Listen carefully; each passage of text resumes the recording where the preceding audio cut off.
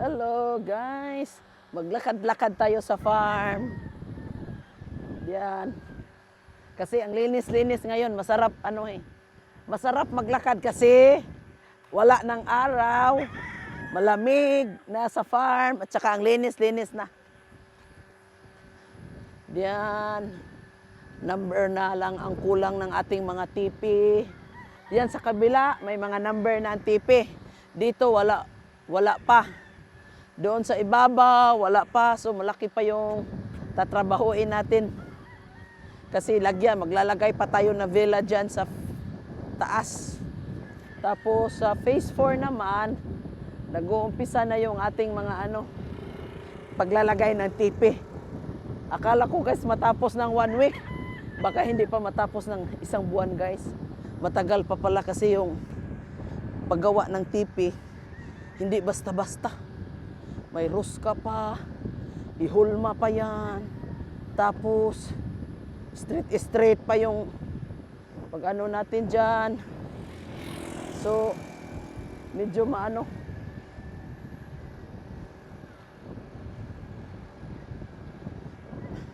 medyo mahaba pa ang proseso natin. Masarap dito guys. Nasa gitna pala tayo ng bundok guys. Ang ganda-ganda tingnan ba? Paakyat to ha. Paakyat si Maring.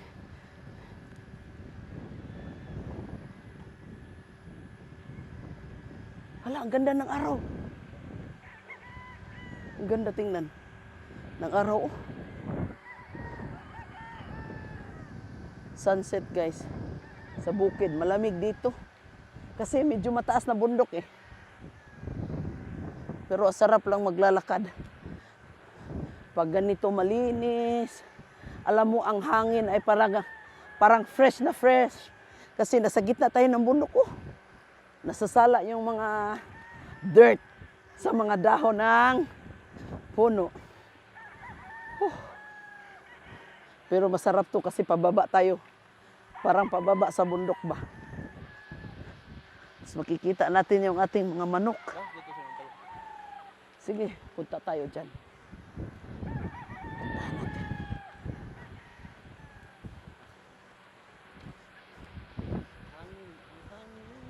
Ang sarap ng simoy ng electric fan.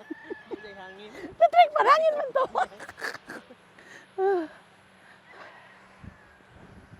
Tapos pailawin ko yung payag. Tingnan natin yung payag ni Mareng. Let's go, Mareng! Kanina guys, daghan tag bisita ha. Pero karon apa gyapon tag bisita. Mga brad and sis.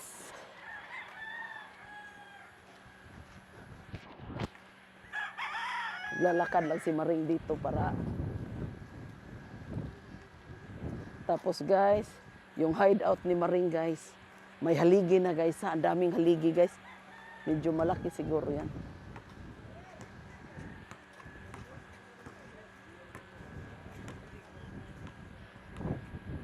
Ito tayo. Sa payag. Ano yan? Uy, hala. Okay. Tayo sa guys. Mura lagi na ilami diri guys. I smell something good. Hala guys, nailitson diri guys. Hala kadagat. Hala, lumiya po diri guys.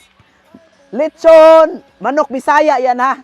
Tapos mag-iihaw tayo ng liempo for dinner. Paksiw. Jenner, timplahe yung paksiw na tilapia ha. Kasi gusto ko yung timpla mo. Kana. Grabe na guys. Tapos punta na naman. Dito naman yung aking hideout ni Maring ha. Ang dami palang haligi yan guys. Medyo malaki din yan. Oy. Siyempre, may hideout nga si Maring eh. Pag pumunta si Maring dito, siyempre pag mainit. Ano ta diha? Silong tayo dyan. Tapos pupuntahan ko naman yung aking payag. Ang dami kong tilapia. Para, Carl, dito sa payag ko, may mga isda. Gusto ko, may mga baboy tayo na native na baboy yung itim. Kasi masarap yun. Ano pa pwede dito sa farm natin? Para kung ano ang gusto natin. Dele. wala lang makain. Siyempre, Alna, ano yung makain ang gusto natin para pag may bisita tayo,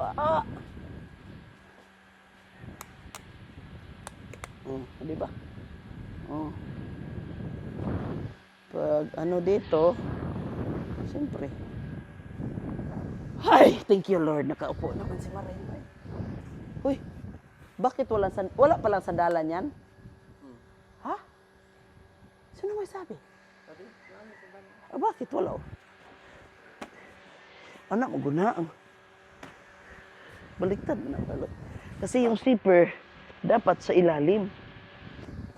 Hindi nakikita. Ano, ala, bakit Carl kulang? Ha? Bakit? Ane? Kaya pala. Ito? Hala, saan yung ano nito ka?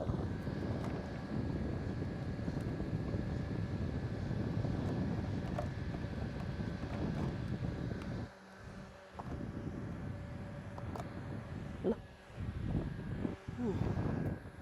So, okay lang. Ay, kakaapoy. Ay, pisti. Hala, saan eh? Al. Ilan ang nahuli mo kanina? Ilan ang nahuli mo? Apat ba? Sino ang maraming nahuli? Si Kuya Fritz, 4 lang nahuli mo. At least hindi ka na zero. Pag pag medyo madilim na dito ba, malamig ang hangin. Al, no? Malamig ang hangin, Al. Yun lang, guys. Kisa to niya dati. Ah, Was coming. Bot lang. Papa.